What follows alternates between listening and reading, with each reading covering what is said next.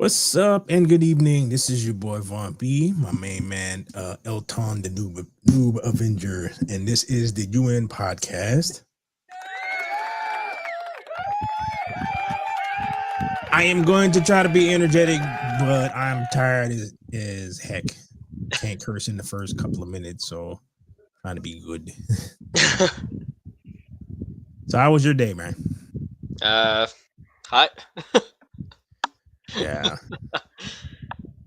In order to do this, I gotta like cut everything off, like the AC and the fan and whatnot, and open up the window so I won't look too sweaty. But yeah, this light gets kind of warm in here. But boy,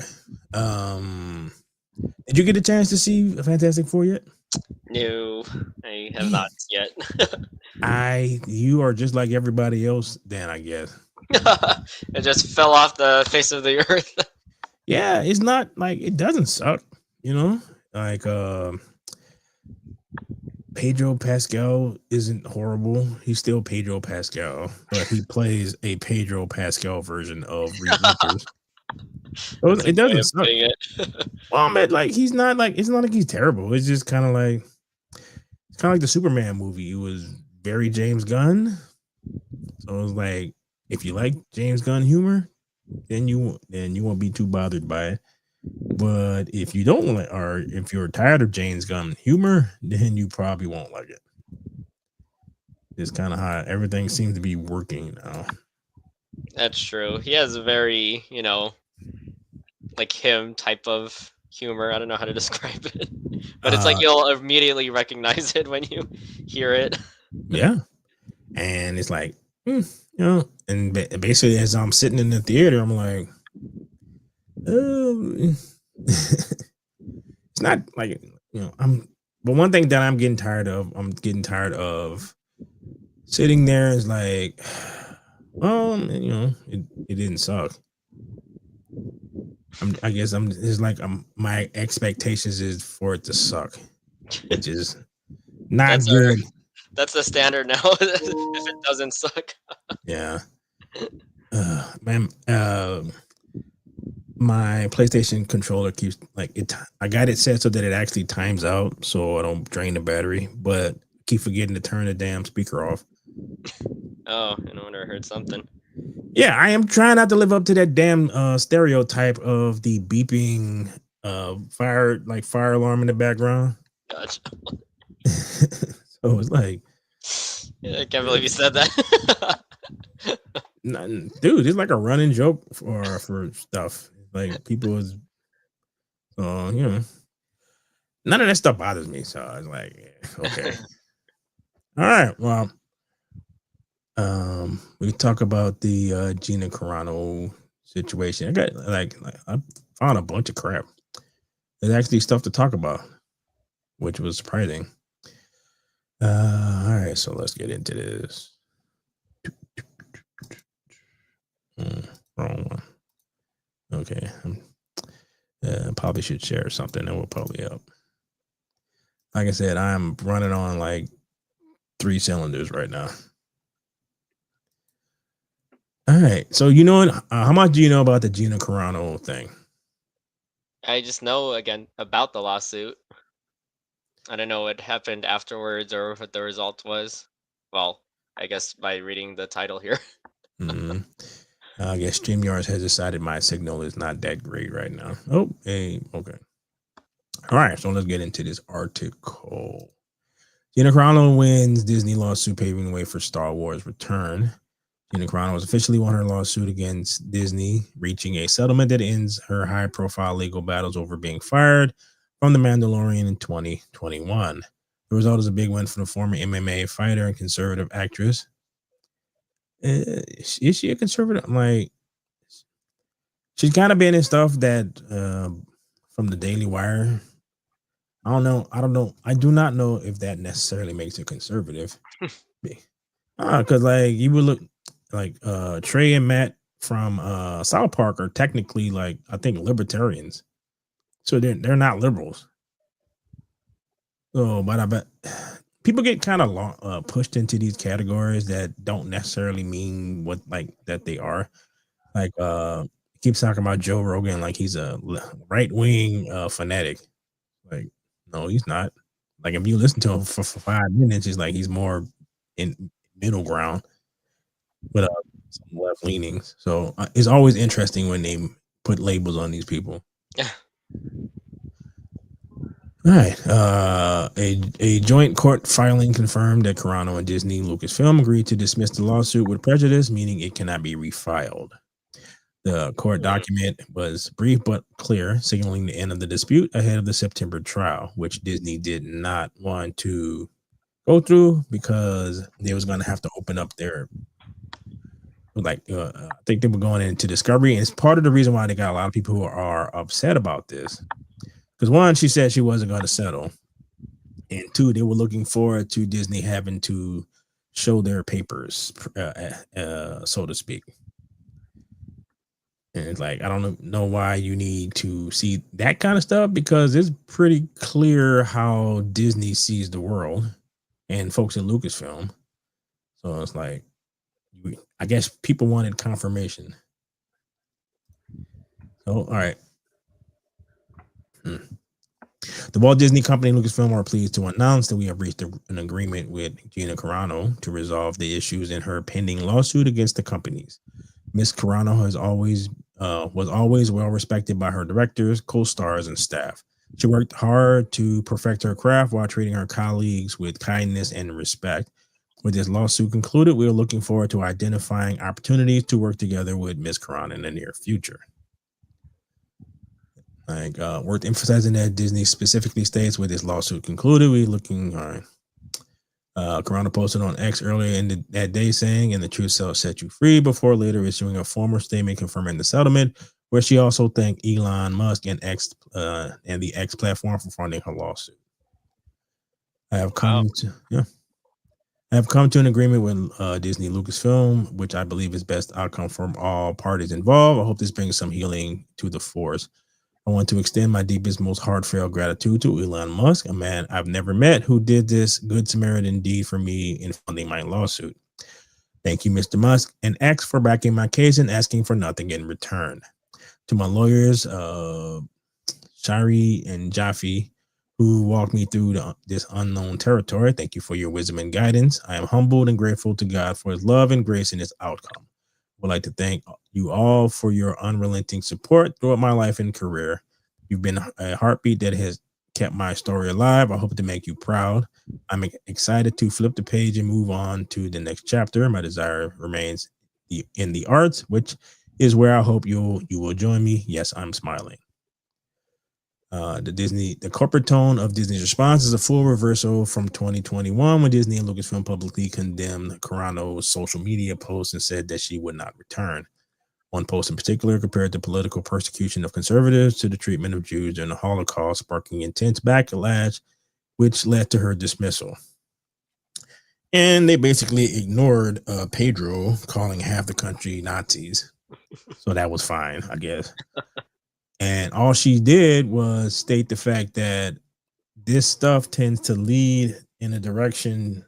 It's like it's not as clear cut in terms of. All right. Yeah, it's not as clear cut as people try to pretend that this stuff is. It's like you just go from one extreme to the next. It's like no, there are stages. Things get. And there's a lot of nuance in each part too. Yeah. Which is basically how everything works. And people don't seem to understand that. Which is kind of crazy because there's plenty of evidence. See, that's the thing that tripped me my head out. Is there evidence for everything? And people just ignore it. It's like I saw a thing today where it was a bunch of people complaining about the cars that they bought and that kind of thing. They actually had a lady who was shocked that she had to pay for her electricity for her car to charge her car. She bought an EV. She's sitting in her car. I do not know why people post this stuff on the internet, but they do. And it was like, I'm shocked. I didn't know I had to pay for the electricity for my electric vehicle. What's the point of getting an electric vehicle if you have to pay for the electricity? I stand in awe of that statement. Like, you cannot be this dumb. But I've had conversations with people who are that dumb. Nothing in Like, life is free. people seem to think so, though. Like when they talk about free healthcare, it's like it's not free. Right. Somebody's paying for it. You may not be paying for it, but somebody else is. That's true. Hence the I remember like I used to one in between one of the many cars I've had in the last 6-7 years.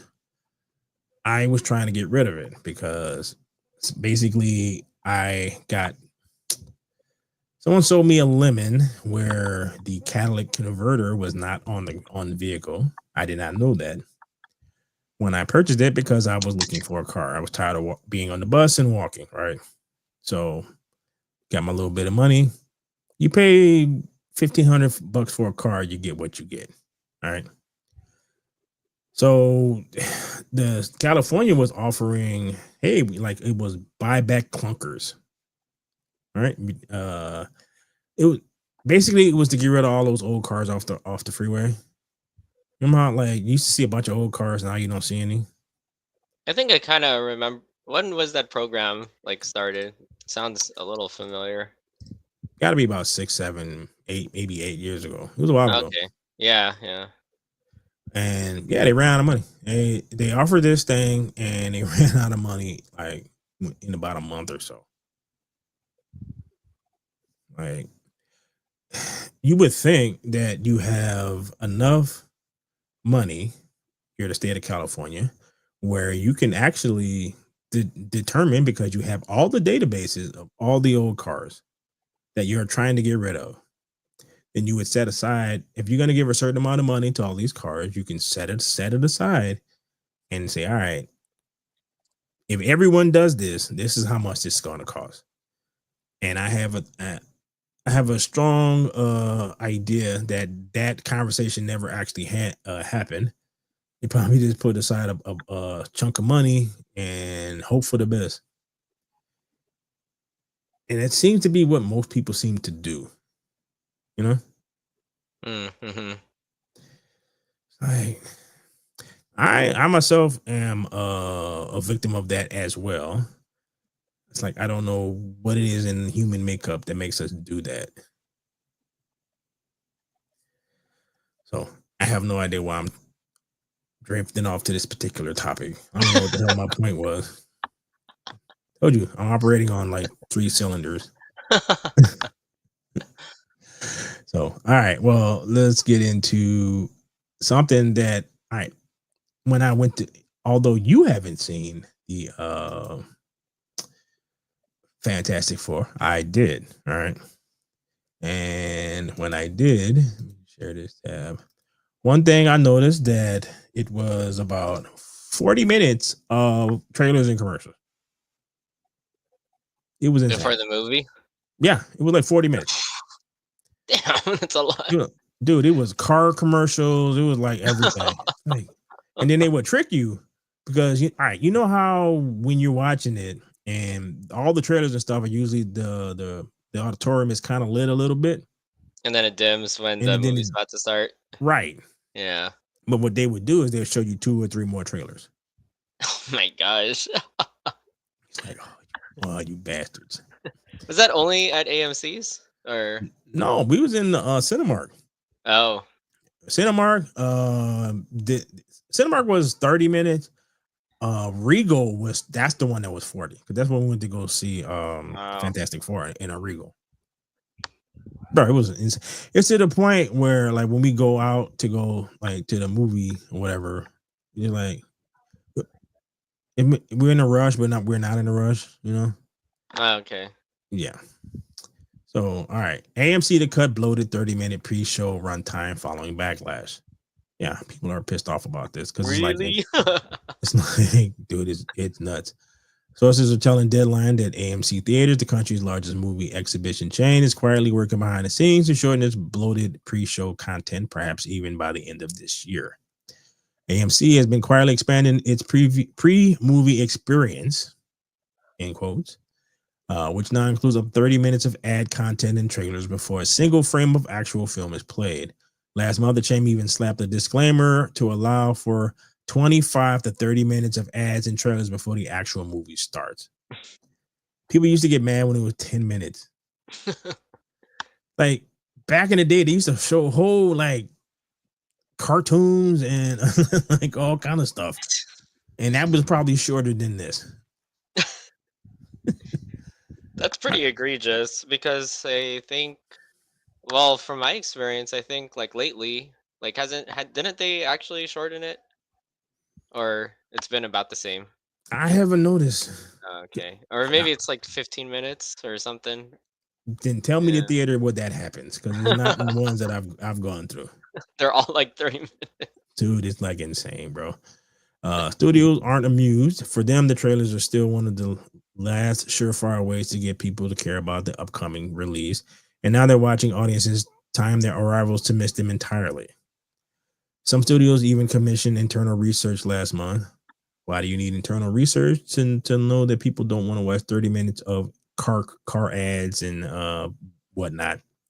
But okay. Tracking pre-show runtimes across the country. One wide release reportedly saw pre-show running between 24 to 28 minutes. According to the internal studio data shared with only 20% of the viewers were seated at the listed showtime during the June screening of 28 years later. Wow, 20% of people actually got there on time.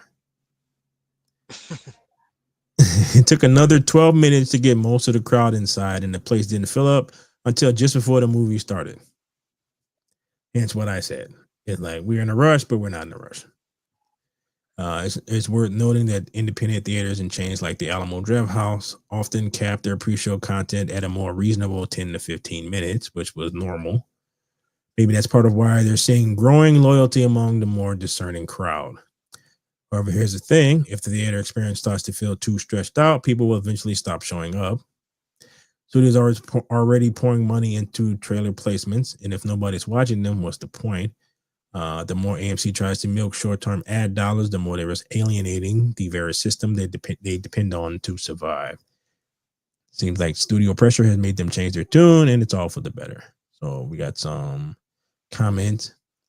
It's like you can't even sync into trailer mode after and during the ads. Theaters have started inserting ads between trailers. Surely at some point, tiered premium charge for the advertiser is just effing obnoxious, and it's not fair to the movies that you're fed up, if not furious, before they even start. Yeah, so he had the same experience like I did with Fantastic Four. Saw Fantastic Four on 4DX format, which I've never done before, and was excited to experience. But AMC ran 35 minutes of ads and trailers that they incorporated all the FDX features into. So my chair is moving around, and I'm getting sprayed in the face to Coke commercials by the time the movie actually started. 4DX was already tiresome.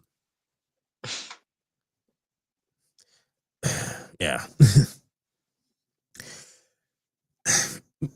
It's like I get that they need the money, but it just gets to the point where it's getting obnoxious. It's like YouTube with the ads. It's just getting up. Yeah, it's just getting obnoxious. And then now you got, because people are doing ad blockers a lot, so now you got websites yelling at you and begging you to disable your ad blocker. I'm like, bro, I'm blocking your ads because your ads are ridiculous. No, the YouTube is really, I mean, thank you for the platform, but gosh, it's been really egregious too. Yeah.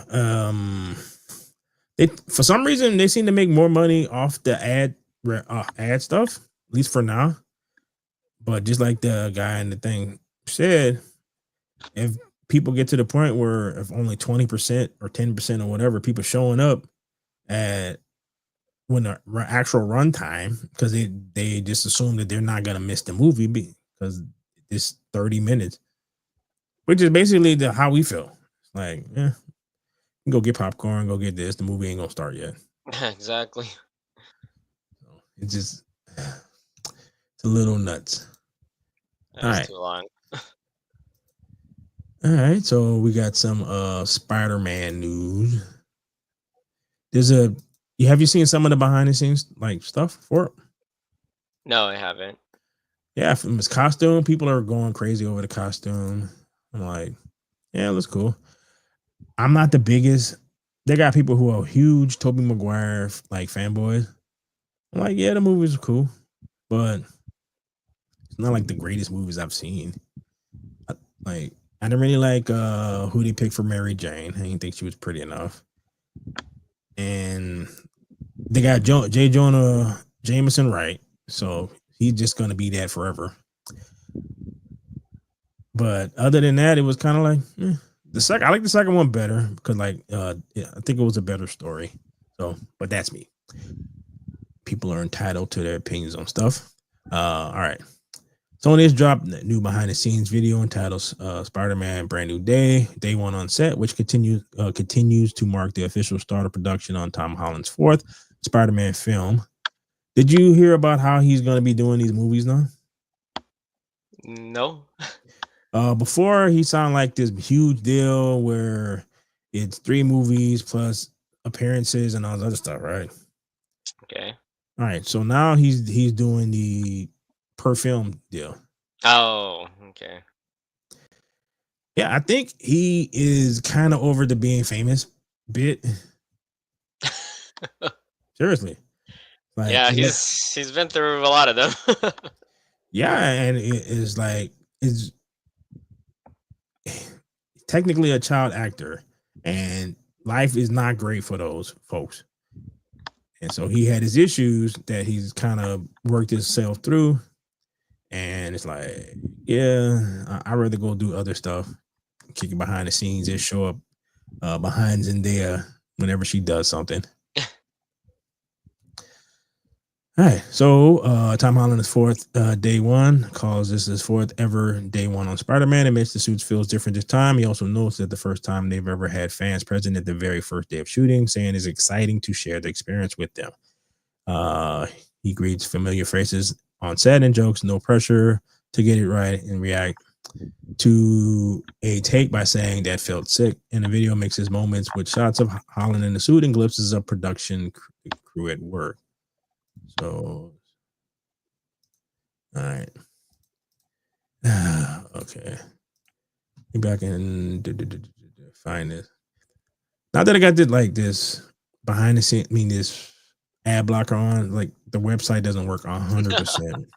Because of course it doesn't. Well, it's blocking the pop up window, so it's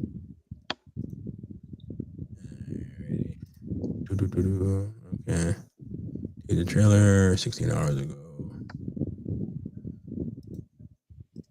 All right, it's relatively short. Hopefully, we won't get hit for this. All right, you see it? Yes.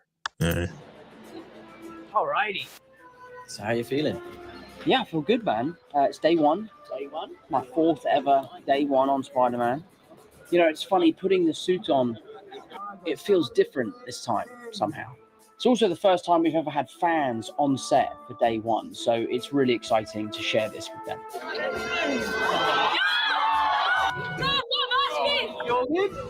We've got some familiar faces on set. Oh, man. You know, I'm just going to do my best, hopefully get it right. No pressure.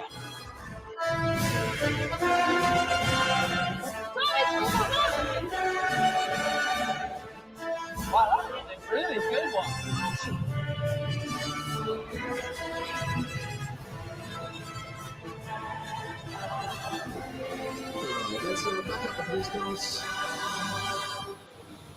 That felt sick. That's pretty cool. Yeah. Well, like I like the Tom Holland Spider-Man. Same. Like they would call him all names like Spider Boy and Iron Spider and all those stuff. He's Like, too young. Oh, and Iron Spider. no, this one, like they've shown stuff where they have like they're doing practical. So there's an shots where there's a stuntman actually swinging. He's swinging back and forth through buildings and whatnot. It's like a camera, like the camera is going like this, and he's swinging back and forth on this giant rig. That's that's cool. Yeah. Like to see it in person, I think that's pretty cool too. Mm-hmm. You see all the like camera equipment, and you know, if he has to do multiple takes or something. They used to do that in LA till they Oh decided yeah, to huh? tax the crap out of everybody, so they Now can't they're make. begging them to come back. Yeah, so some of that is in. It was in Glasgow, like New York, Ireland or Scotland or on an Scotland. island. What? Yeah, Yeah. yeah. So they're in like they're in Europe filming stuff for New York. Yeah, I heard the accents of the people. I'm like, wait, that's not New York. Yeah. So I don't know. This goes back to what we were saying before about people do not seem to think about the consequences of stuff that they do. It's like you is it you do things and you piss off enough people, and it's like you don't really think about the repercussions. Because one of the things with Fantastic Four is the stars, like Pedro and the other dude, just won't shut up. They just keep talking. It's like, bro, stop talking. The thing, dude, is talking about he wants to launch the fascists into space. Like the same ones you want to come go see your movie. Like they don't really think about that. It is you're living in a bubble. I don't know. I am excited about Spider-Man. Not that excited about Doomsday because I still don't understand how they are going to do it. I've heard some more stuff about like kind of what's going on, but I don't know. It's all speculative.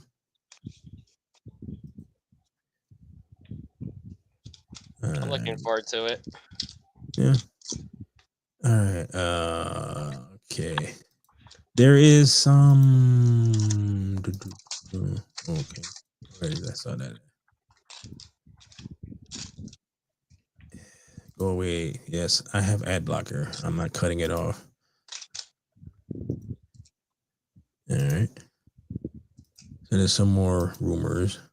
Spider-Man Brand New Day rumor to feature MCU heroes we haven't heard yet. Following a recent report, the Spider-Man Brand New Day will feature a number of villains that have yet to be disclosed. We're now hearing that the movie will also include appearances from some more MCU heroes. All right, so they don't have character names, unfortunately, but he reports not only other villains, but other heroes too are in Spider-Man Brand New Day. Interestingly, quite a few villains have been rumored. We haven't heard much about the other heroes aside from the Punisher and the Hulk, who have both been confirmed. Could this indicate that rumors we heard about Jean Grey making her MCU debut in a movie are on a level? How? Because I know that the redhead girl from Stranger Things is in it. Nobody knows what she's gonna actually be, like what part she's playing. So there's speculation that she's either Jean Grey. They're just thinking of redheads. So she's either Jean Grey or she's the actual Mary Jane.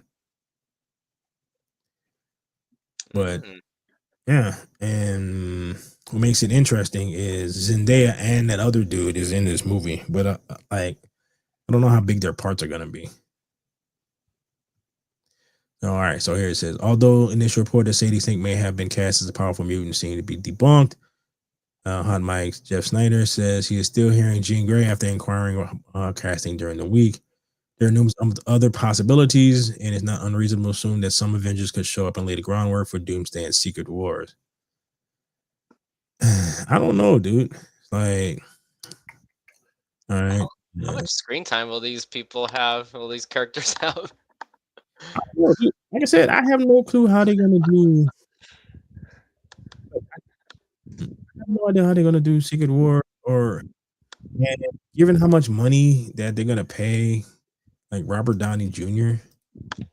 It's like you can't continue to spend that much money on these movies because you're not getting the return. Because if you spend like a reasonable amount of money then you making $500 million. You spend like 100 or so, and then like maybe 150 or whatever on advertising and marketing. Then you make $500 million.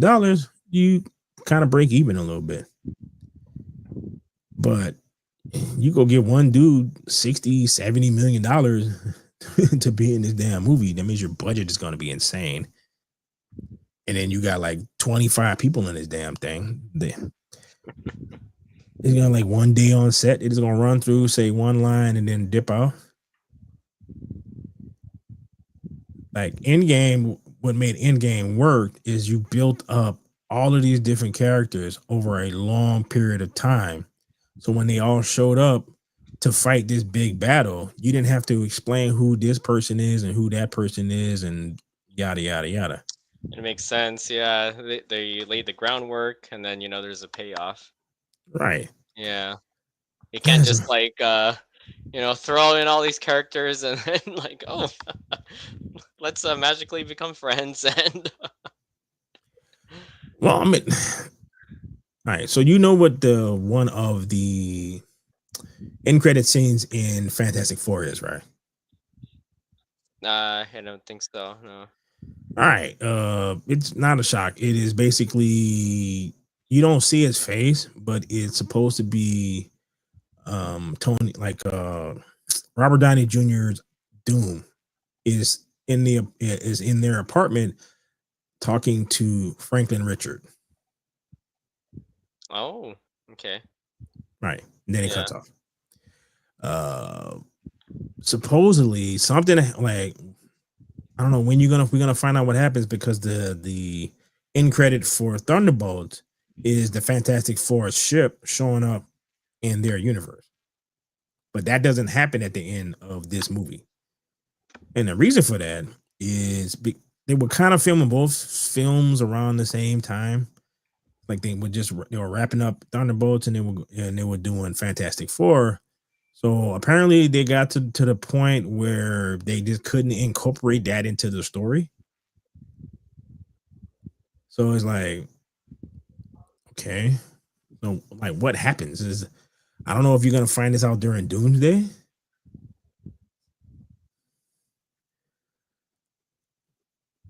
I don't know. Like, no, I heard someone speculating that they could have had Galactus actually consume their planet, and then that would have been if they were off planet when that happened, that would have been the justification for maybe them fleeing to another thing, because he does say something about the multiverse in the movie. So he mentions that there's a multiverse, so he knows that there's a multiverse. How, like, see, what should have happened was they make the first one, they make the second one, then you have another thing that helped set up Doomsday, because although in the scene there's Latveria, it just represents empty seats to imply that that country exists.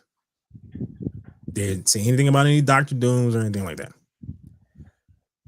So I have no clue. And that just supposed to get kicked off next year. I don't know how the hell that's gonna happen. How many people are in it? And I think I did tell you about like what some of the scenes they say is gonna be in Secret Wars, where it's like they're having a battle with the Avengers. The Avengers mansion somehow winds up in Wakanda, and like fun it happens. There's like a big battle with Shang-Chi is there, and I think Scarlet Witch or something, and they're fighting the X-Men somehow. And this is supposed to be the first bit of the movie. Oh wow! Right. So it's like, all right, okay. One, you have not put Shang-Chi in anything in the last 3-4 years. So he just going to magically show up and fight. I'm like, okay. So when I was looking at this, I'm like, I don't know how you do this. Because you can't have the proper setup payoff thing, but have to explain a lot of stuff at the same time. It's like that. That's just not how good storytelling works. But you can tell a story quick. And I told you what a story is with the Little Miss Muffet. Little Miss Muffet sat on the tuffet eating her curds and whey. Along came a spider and sat down beside her, frightened Miss Muffet away. Beginning of the story, middle of the story, end of the story. Well, That's a great story. Right, but it is about as simple of a story as you can get. So you can tell a story in 3 sentences. How you show that up in a movie, that's not a 3-sentence thing in a movie. Because then you're getting into visuals. Like the poem is you are igniting someone's imagination, so they're imagining it, right? You have no idea what a muffet is or a tuffet or whatever, so you just assume that it's something that she's sitting on. So, right. But if you make a movie of that, you actually have to show what the hell a muffet or a tuffet or whatever it is. That's right. Right. So because it's a different medium. So you have to. It's like the book versions of stuff that usually tends to be better because you get the internal monologue of the characters. It's like Return or Revenge of the Sith or the last of the prequel movies. Like if you read the book is much better because you can hear because you can read what Anakin is thinking. So all the stuff that's happening to him, so you can hear what he's thinking. Oh yeah, it's hard to convey in movies. Right, like not properly executed. Nah, he didn't like how he was treated by the council. He didn't like how it's like. So when he says what he says at the end, it's like there's context to that in the book, and in the movie it just looks like he's just being a spoiled brat. It's like no. This is a person who has lost everything in his life. Like he's always constantly being taken away. His mother dies. He's in slavery. It's just a lot of stuff. So he's internalizing all of that. And the state that the Jedi are in was like the last place that he needed to be at, right? Because he needed to figure all that stuff out.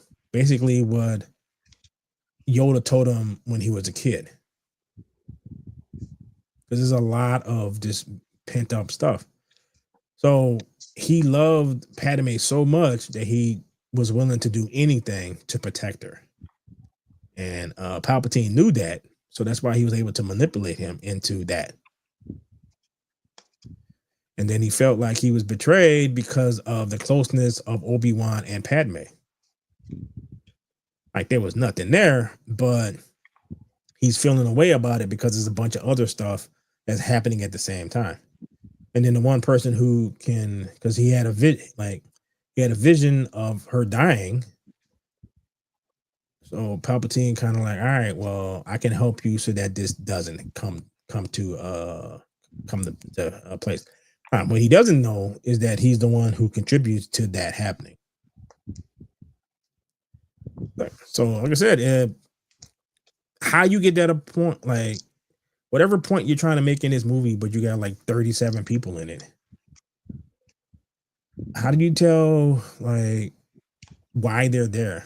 Because they have to have some kind of basic arc in why they're there, why they showed up, what they are contributing to the reason why they showed up, and a resolution to what was happening with them. Yeah. And the more people you got, the harder that is to do. It's like you showed up to the fight, you got to actually have payoff at some point, and then you can exit. Like when your part of the story is over with.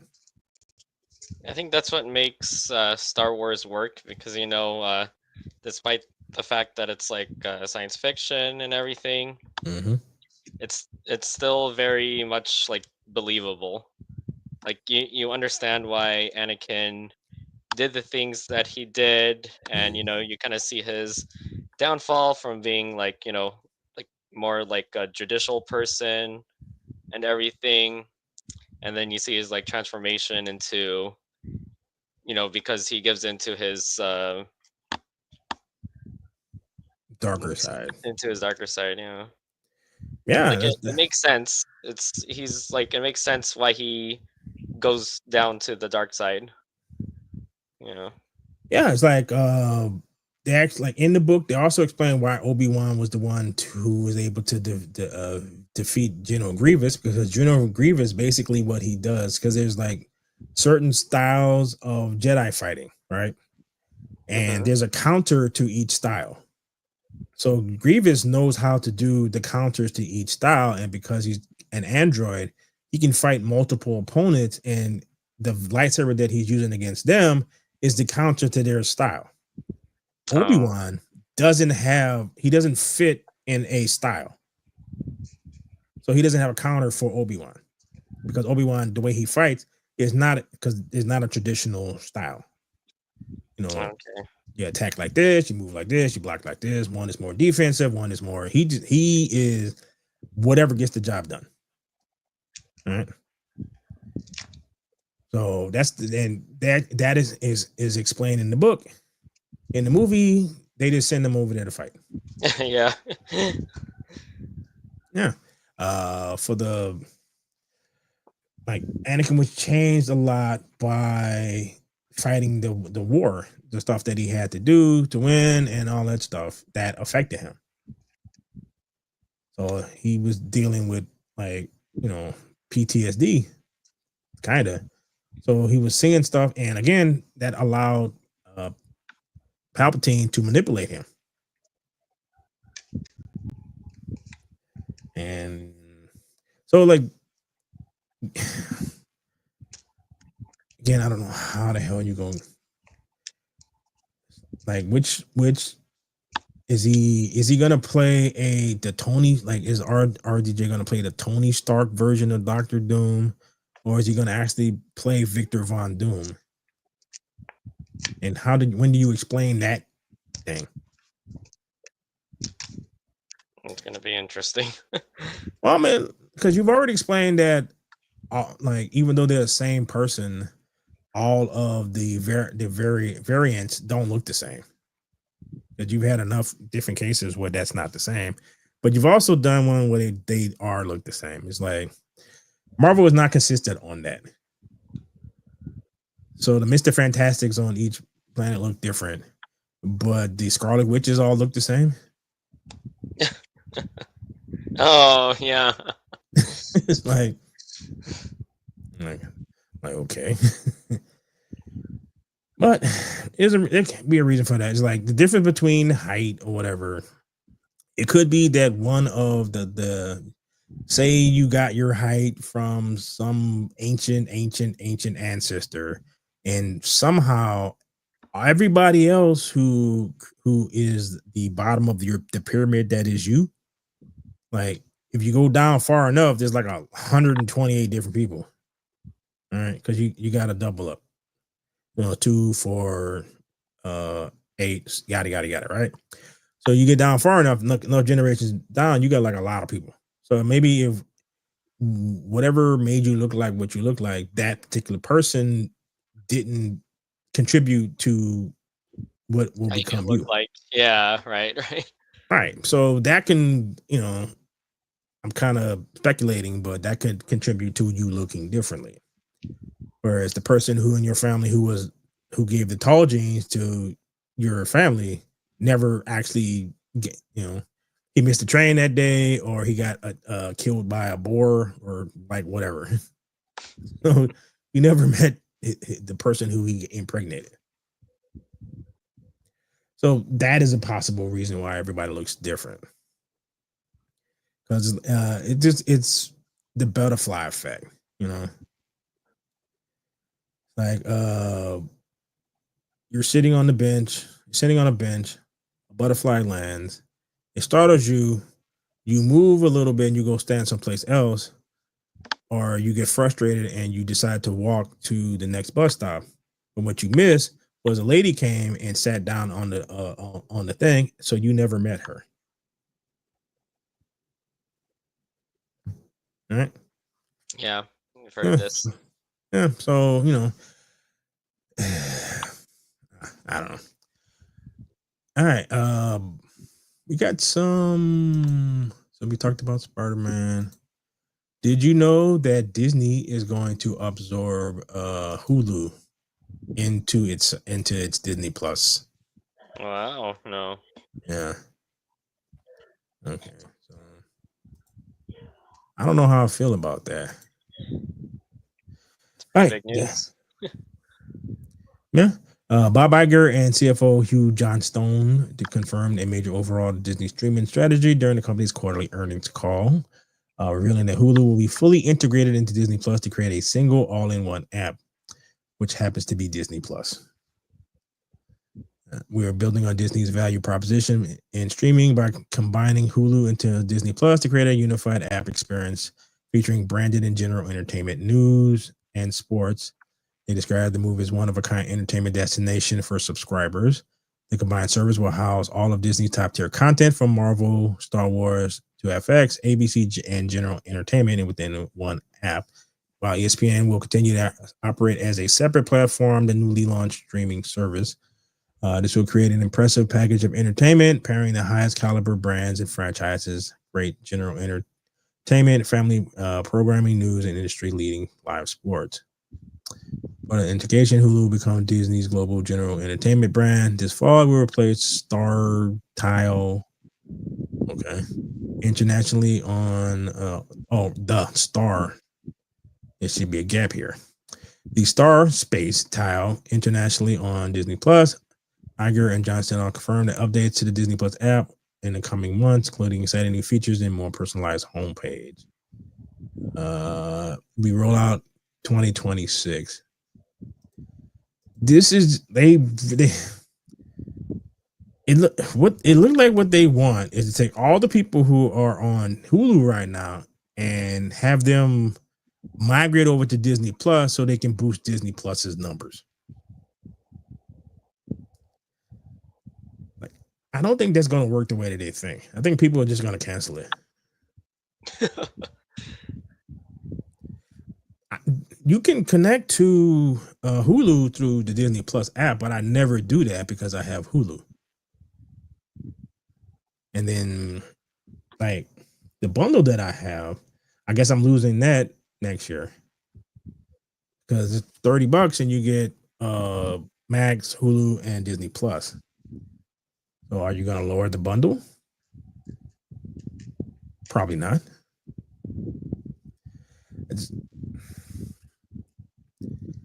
It is hard to not get nostalgic for older days when I have to deal with all of this stuff. You know, keep changing stuff. Ain't that the truth? I was like, who did you put a poll out asking your subscribers or whatever if they wanted you to do this? No, you just decided to do that. And then when the repercussions happen for what you decided to do, like, I don't know why that happened. I'm like, because you did something that people didn't actually want.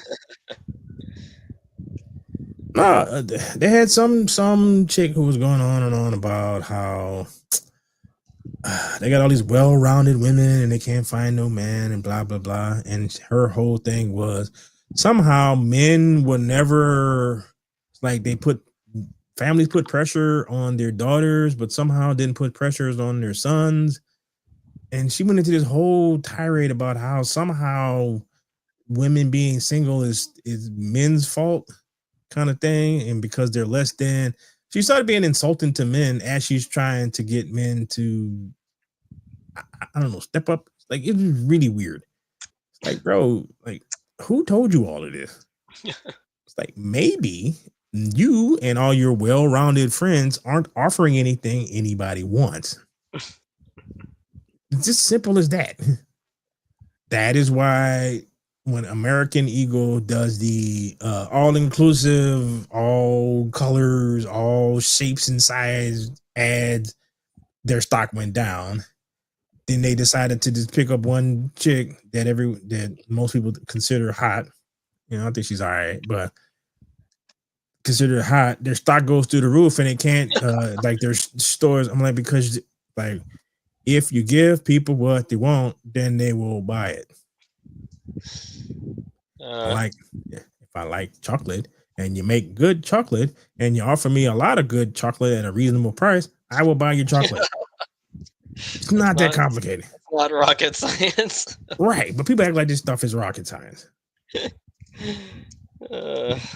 Like, no, dude, Fantastic Four is an actually good movie. I actually enjoyed it.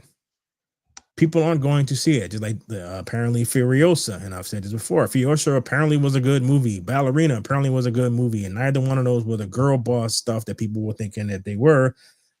For whatever reason, you let someone cut the trailer to make it look like that they were, but neither one seemed to have been that. Nobody has gone to see it. I think Furiosa is on Max. I have no desire to watch this movie. Like none. That's how much I'm over even the hint of girl bossness. So, all right. Well, we got some Star Wars rumors. No, I won't get into that. And we have what else? Yeah, My Adventures of Green Lantern. It's an animated series. For some reason, they're doing with Jessica Cruz. I do not know why they do that. You have any idea who Jessica Cruz is? No. Okay. If I can explain this to you, the Green Lanterns are four guys. It is Kyle Rayner, Hal Jordan, John Stewart, and Guy. You saw Guy in the Superman movie. There are no more than that. They decided that because there's so many Green Lanterns, even though they're not, but there's a lot of them, but they're not. It's like because they basically patrol the cops of the universe. So the universe is very big. So there's a lot of them, but there's not a lot of them, right? So they decided. So every time one of these people get a bug up their butt about adding some diversity, they just make another Green Lantern. So now there's like 9 Green Lanterns or something on Earth. The reason why there was 4 is because Hal Jordan wasn't for a while. Then John Stewart got it, and Hal Jordan came back. So they eventually, each one became Green Lantern because the other ones weren't Green Lantern at the time. So they were Green Lantern by themselves. And then they decided when they all started showing back up again, for whatever reason, that Earth has so many heroes and whatnot. There's a lot of stuff going on with Earth that they needed 4. So that's why there was 4. These hack writers there's like a black chick who got these weird goofy glasses. Jessica Cruz is a Green Lantern, but the whole point of being a Green Lantern is that you're fearless. She's not fearless. She gets scared. So it defeats the whole purpose of you being Green Lantern. Because all the other 4 guys, like I said, there are only 4 freaking Green Lanterns. Each one of those dudes are fearless. She's not. And then they decided to add this guy named Shabazz, who is a Muslim Green Lantern who uses a gun. Oh, why? Wow. Yeah. Why? They tried to pull it off, but they had something where their rings wasn't working, so he shot somebody, and it's like, this is why I used the gun. It's like, you really don't understand how this works, do you? They don't need guns, they don't need swords, they don't need anything. The ring is the most powerful weapon in the universe. He doesn't need a gun.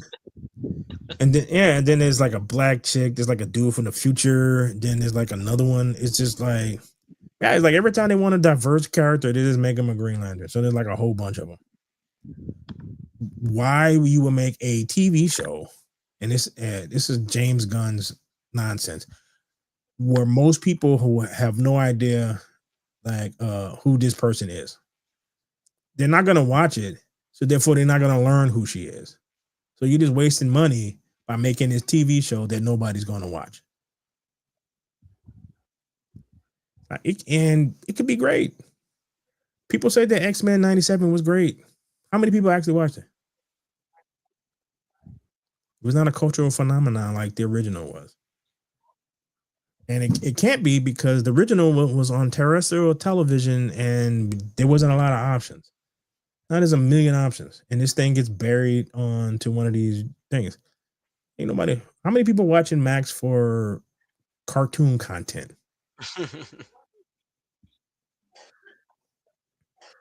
Oh, it's like I don't understand. I do not understand the choices that they make. It's like you want to do Batman, but somehow you're gonna have a third year Superman, but Batman is gonna be old and he's gonna have his son, and you're gonna skip over like 4 Robins. No Tim Drake, no Dick Grayson, no Jason Todd, no Stephanie Brown. There's like a whole bunch of Robins that you skipped over to get to Damian because you like Damian. It's like if you're gonna have a starting out Superman, you should have a starting out Batman. Because like when he basically adopts Dick Grayson is like maybe 9 or 10. He's still in his 20s. He's like 20, like late 20, mid to late 20s. That's like Bruce Wayne is mid to late 20s. He's been Batman for a little while, you know. So he's been Batman enough where he's getting his groove. So when he adopts his kid, he's still relatively young, but he's been Batman for a while. You can start there. Then you can have a whole thing where his kid grows up. You can have the Falling Out movie where he becomes Nightwing, and you can start that whole thing, and you can have your Batman find Jason Todd. Then you could do that whole arc where he gets killed by the Joker. Like you got the Joker in all the movies, and then you can build up to eventually he kills Jason Todd. Then you can have like thing where Batman is dealing with that, and eventually like Tim Drake figures out who he is and convinces him that he needs a Robin. That is a better story than anything James Gunn is going to come up with him and Damian. Because there's so much like lore to Batman where it's like I don't know why you're skipping over stuff. I really don't. But these are the decisions that the people who are in charge of everything are making. And I'm going to talk about that. Jeremy Renner wants to do Hawkeye season 2. Are you interested in that? In the Hawkeye. Oh yeah. You are? I like him. No, it's like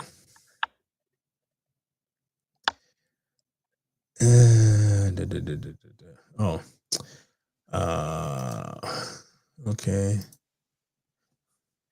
Margot Robbie is unlikely to return as Harley Quinn in the DCU.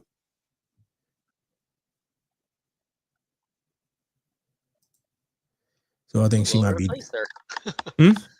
Who will replace her? No, they haven't introduced the Joker yet, so you can't have his sidekick without the Joker. Oh, that's true. Yeah, and hopefully DC has figured out that she is not a main character. They keep trying, but she's not.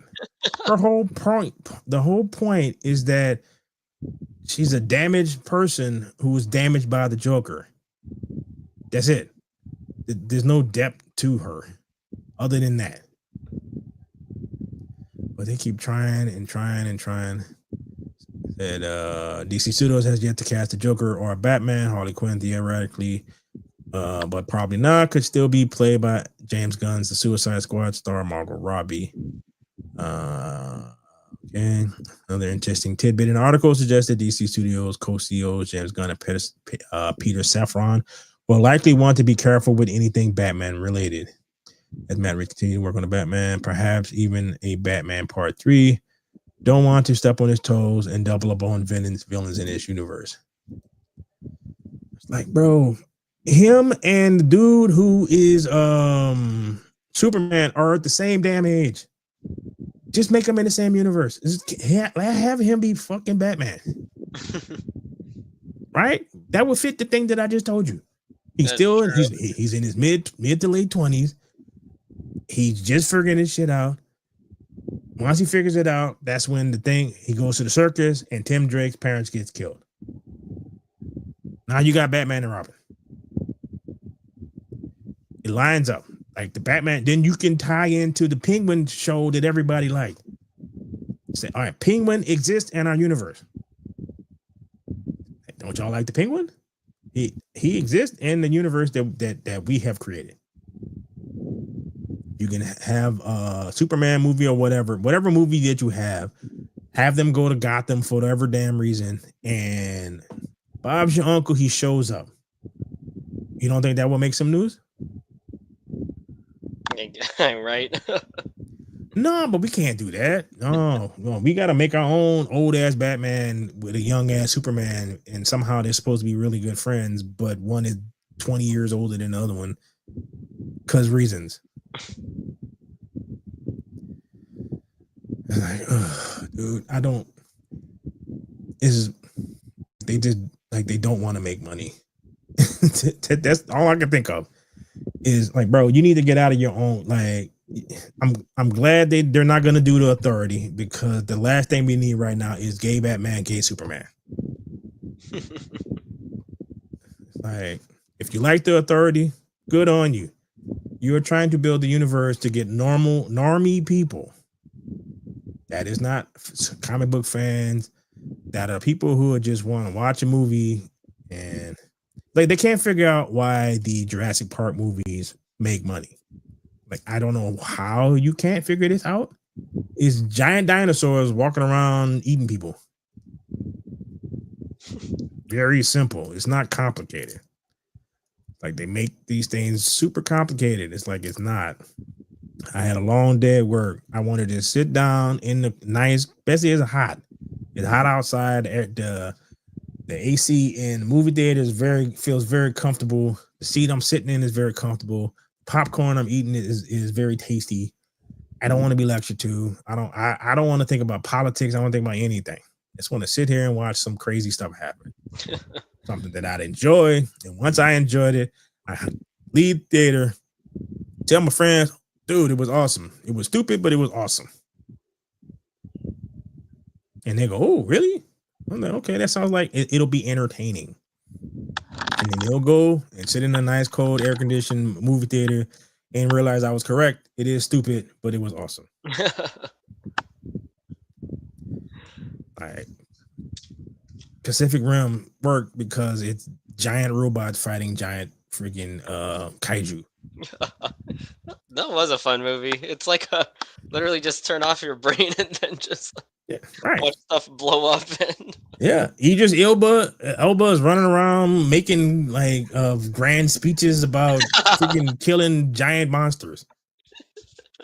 We are canceling the apocalypse. Dude, that's all you need. You don't need anything else. I don't know why this is so hard, but they make this stuff so damn hard, dude. All right, well, there's a bunch of other stuff that I wanted to talk about, but I'm kind of So there's like, you ever heard of K-pop Demon Hunters? yes. Like, that is surprisingly huge, but it's the same thing. The It movie. The It movie right now. Right. And what is it? It's a bunch of K-pop stars who freaking fight demons. It's not complicated. It's such a zany idea, though. Like, it's crazy how it actually worked. all you gotta do is it's like, all right. Not gonna really talk about it, but no, but look at their design, right? They have interesting design. The fact that they're singing, I want to play this, but I don't think it'll. I think we'll get hit or whatever. But it's like they look like they're K-pop stars, so they're built like K-pop stars. Everybody performs. The comment section. The voice of the people. All right, August 2nd update. Sources close to the film have told us that, contrary to early reports, there have not been any discussions about expanding the K-pop Demon Hunters franchise into live action. So it's like there is a legit reason why every damn Despicable Me thing, regardless of whatever it is, makes $1 billion. At this point, it's like clockwork. Right, because it's funny. Is it? It's funny. The character designs are cute. They're like yellow pills. They do stupid stuff and they hit each other and all that stuff and speak in some weird kind of French speak thing. That's it. They go on adventures. Like they do stupid stuff with each other. He has he has hundreds of these things, but somehow three of them are the ones that always go on adventures with him. I don't know how that works. I don't know what the other million of them do. Dude, like the one when he turned them when they got turned into superheroes. Like the Thing and Mr. Fantastic and Cyclops. It's like all right, but it works because it's different. It's like the K-pop thing is different. It's not the same thing. It's the fact that the villain, I saw like a clip or something, the villain was singing his bad guy song. It's like catchy tune too. So you got catchy tunes, character design is great. And to touch back on the Sydney Sweeney thing, all the people who are complaining about the commercial had one thing in common. They were all not that attractive. So you got a bunch of unattractive people yelling about this other person. It's like, dude, if you don't like the commercial, don't buy the damn jeans. People are no longer interested in listening to you yell and scream about stuff that you don't like. We don't give a shit. If you don't like it, you don't like it. I don't like Kendrick Lamar. I'm not gonna do a protest every time a damn song comes on and call up the radio station and demand that they don't play it because I don't like it. It's not how life works. So I don't know. All right. So you got anything else that you want to talk about? No, I've been nothing really. I've been watching a lot of surprisingly like this game that I used to play, the Warcraft 3. Mm-hmm. And I've been watching like a lot of retrospectives on it. Mm-hmm. And about its storyline and stuff. It's like a really simple storyline, but it hits like, considering like it's a game from 2002, 2003, how at that time, story was really an afterthought. People like developers and stuff really just focus on gameplay, but they had a really like fleshed out campaign and storyline for the single player. So I've been watching like oh my gosh, it's like an hour and 40 minutes of this retrospective on the storyline of the game and how it all like fleshes all the characters out. And it's pretty simplistic at its core, but considering then it was 2002 and how they were just how Blizzard and were just able to like hit all the right notes for it. I've been just watching a lot of that. Well, like the story may not have been that complicated, but again, I told you the Little Miss Muffet thing. That's not a complicated story. Exactly. Yeah. But if you flush out all your characters and whatever decisions that they make sense according to their world view, then it's like you don't. I mean, how complicated is a war story? It's complicated how you get into war, but once you're fighting, you're just trying to kill the person in front of you. Yeah, that's true. Right. It's not that complicated. You're not going in depth to why this person is doing what he's doing. You're just like, he's shooting at me. I'm trying to stay alive. That's about it. But that doesn't have to be complicated. Now, Yeah, everything else around that can be complicated, true, which is true. Yeah. right. But it allows you to build a better world because you have put some thought into it. I'm not sure they do that anymore. Yeah, they said, the guy was basically saying it's like, oh, it's a really simple story, really, but Mhm. the way that they actually took like time and care, kind of, in like developing the single player campaign. Mhm. So it's a nice retrospective of the game that I used to play a lot Yeah. and loved very dearly. Yeah. All that stuff is what I'm trying to say. Like, given what you have now. Oh, there's a game out that my roommate was playing. It's a new Mafia game. I think he beat it in 12 hours. And they have a beginning, middle, and end. There's no extra stuff for the most part. Probably got like a little bit extra stuff, but you go from one point A to point B. And it's like most games used to be that. Used to be the game is gonna be like 14 hours. It's gonna cost you such and such. You get to experience this story. And corporations decided bump that. We need a live action game where there is no even remote hint of a story, but you're in this world and you're just running around doing the exact same thing over and over and over again, and you're giving us money. Like, yeah, but you don't become World of Warcraft, you don't become Mass Effect, you don't become Gears of War, you don't become God of War. It's like his story arc. You go on a journey with this particular character from one game to the next. Part of me thinks that, like, because I read an article about Hideo Kojima, and he was saying how the most interesting stuff now is being done by indie developers because they're still the ones trying to tell a story and not sell you a boondoggle. So I don't know, but I'm a little tired, so I gotta go, and you gotta head off to work tomorrow, right? Correct. You sound so excited. Can't wait. All right. Well, on the behalf of myself, Elton, and our missing compatriot who probably worked too hard today. All right. Later. Oh, please, if you check this out and you get to the end of this, thank you. And please like, share, and subscribe and all that fun stuff. Peace. See ya.